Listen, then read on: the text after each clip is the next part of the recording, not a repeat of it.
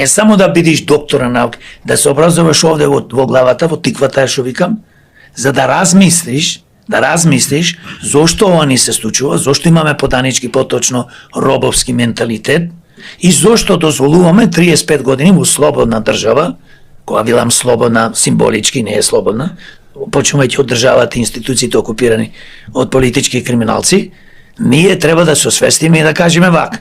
Сакаме да имаме врвна економија, врвно здравство, врвно образование, инфраструктура и животна средина, сакаме да имаме високи пензии, сакаме да водиме грижа за болни, стари, изнемоштени луѓе, луѓе со посебни потреби, деца и возрастни и така натаму.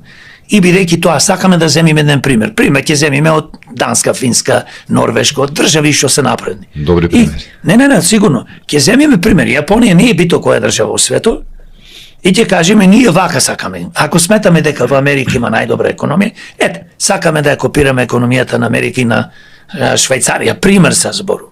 И ќе работиме на тоа. Значи, во секое поле треба да размислуваме да бидеме во најдобрите.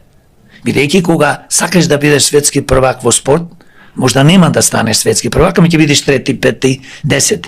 Подобро 10 и 15 во светот да бидеш, него само да бидеш некој си локален мангуп или првак на Македонец.